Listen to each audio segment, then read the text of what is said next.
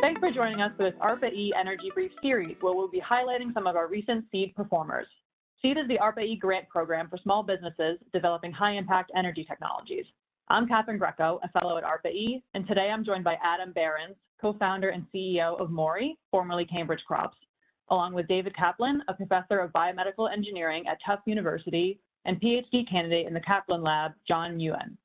Mori and Tufts are collaborating on scaling up tissue for cultivated meat to replace greenhouse gas intensive products. So my first question is for David.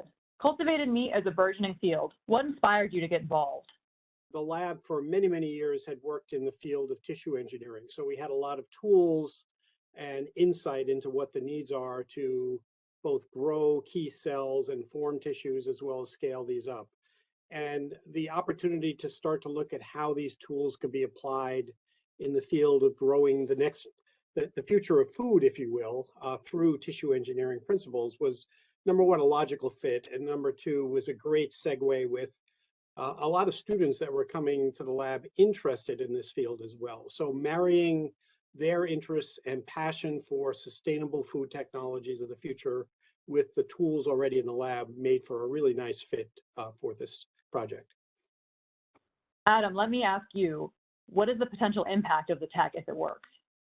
What everyone kind of forgets about is the immense amount of greenhouse gas emissions that are really affiliated with the production and transport of food. And so really what we're setting out to do is change the energy profile that goes into creating the food we eat, and doing so in a much more economic fashion. And so not only would we have potentially like great health impact here, but all of the agricultural inputs and redundancies that happen because of this long supply chain that have everything from problems with nitrogen fixation to long distance cold storage transport are all kind of implicated in the system that gets consolidated through this downstream manufacturing if we can make a product that's good as the real thing. Yeah, that's super interesting and really excited to hear more about how the tech works. First off, the obstacle or limitation in tissue engineering, the key obstacle, both for medicine and for cultured meat, is the diffusion of oxygen and nutrients to the interior of any dense tissue, such as muscle, such as fat. So this diffusion is less than 1 millimeter, so like that. Once you grow straight up just muscle or fat, thicker than 1 millimeter, the cells on the inside will just die. That's just how it is. A fact of the world. But with contemporary technology, we are able to grow a lot of cells separately, either as small clusters or individual cells, because that way they have immediate access to the culture media with the nutrients, oxygen, and then they don't die. So we thought, now this sounds maybe really simple, but hasn't been done before. And we didn't know if it was going to work until we did it. But we thought, why don't we use contemporary techniques to grow clusters or individual fat cells, and then wait till the culture, i.e. the development of the cells into full-fledged fat cells with the fatty acids and oil, lipids. Once that's complete, while they're grown separately, then we aggregate them and pack them into that dense fat tissue that you would typically see on the animal. So we tried this in the lab.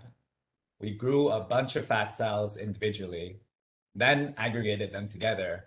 And while we're doing it, we didn't know if it's going to work. Then we just manually just put them together. And then, whoa, it just looked like fat tissue, just straight up looked like fat tissue. So that was super exciting. So fat is flavor, but muscle is important for texture of meat. So let me ask you about the muscle. Are you working in this area as well? The muscle is really critical in terms of texture and mouthfeel and all those things to go with the fat that John just talked about. So yeah, as part of the program, we're very actively pursuing how to scale up muscle tissue production as well. And here's where, novel bioreactor designs are really critical to handle the transport issue and those limitations that John spoke about. So for example, we're pursuing things like hollow fiber bioreactors as one strategy to enhance the ability to create volume in terms of the engineered muscle tissue for these food applications. We have a lot of work to do and a lot of potential to explore different avenues with this. So it sounds like you've had a lot of success with this project, which is really exciting. And so the last question that I have for you all is how has working with ARPA-E enabled you to push your work in new directions? The seed program has allowed a company like Mori to really collaborate closely with, someone that we were close with before, but actually go after some new high value ideas. And so without this funding, it's not something we could dip our toe into at all. And I think it's really proven out to be impactful on kind of like the upside on the back end of this project. The second thing that I think it's pushed the whole team collaboratively to do together is start thinking about scale up really early in the assessment of these technologies. So pulling in techno-economic analysis and life cycle analysis really alongside of early proof of concept, I think has been invaluable in projecting what a business could become that ends up productizing around this technology. Well, thanks so much for your time. It's been really great to talk to you all. Thanks for me as well. Great to have a chance to put this team together and work together to really advance the field of tissue engineered foods. And we look forward to the future.